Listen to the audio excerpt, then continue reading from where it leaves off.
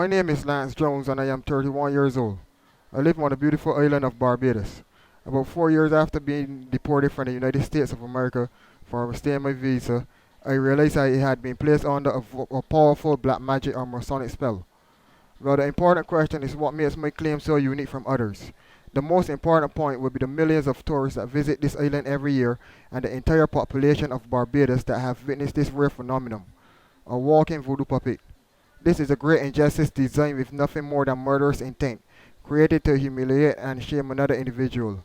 The satisfaction of a thirst for revenge, to slander, dehumanize, and deprive another human being of his rights to free will, liberty, and privacy.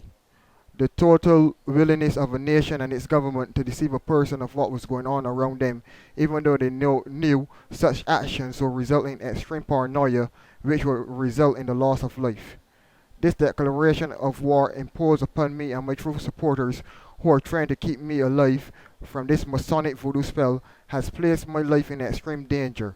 Although the government and Prime Minister Friend Stewart have been rendered impotent to put a stop to this Masonic war that is happening on this island, I have found myself a victim of violence from their subsidiaries on countless occasions. Many times I have been refused public transportation, been beaten by the drivers and staff of the Barbados Transport Board. I have been beaten and released without being charged by the Barbados Police Force. I have come under attack from the citizens of this country on countless occasions and efforts made to report many of these incidents thwarted. The effect of this black magic has left me hearing voices 24/7, has made my mental, physical, physiological, and psychic faculties hostage to the wielder of this voodoo doll.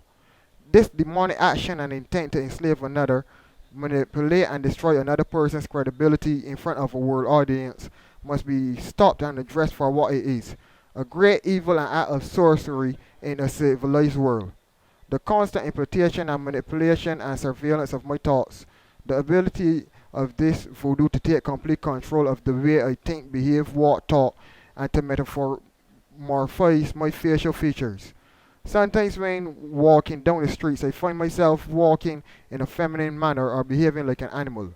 Then there's the feeling of being placed in a trance where it feels as though you are being raped, while all the while you are being programmed and your daily interactions with others choreographed.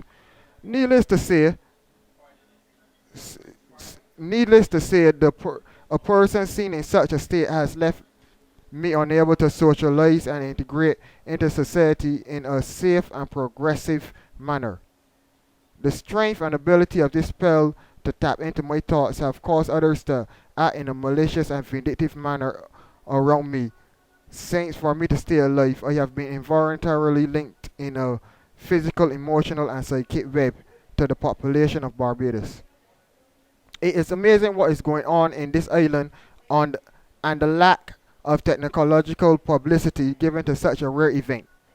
My email address and other passwords have been compromised, and members of social sites of which I am a part of contacted and discouraged to discontinue contact with me. Online postings I have made to enlighten and publicize what is going on around me have been removed within 24 hours.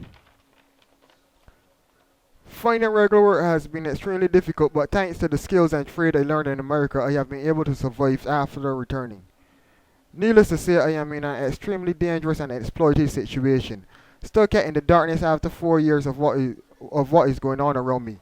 I have been unable to plan and dictate my future without restrictions, especially when they are counterproductive to the person or groups trying to see me continue in this zombie-like state. I have been tricked against my will in having violent altercations with people in and out of my neighborhood. At this point of time, I am being placed in a position where it seems as though violence is the only answer. So I have chosen to use YouTube as my medium to publicize and broadcast my situation to a world audience. The inability and unwillingness of the Barbadian government to protect its citizens from the implication and influence of such a force is extremely troubling. Does this mean that extrajudicial measures must be taken to prevent such actions from being committed against another citizen of this great country? Only God knows. I promise to keep you updated once I stay alive.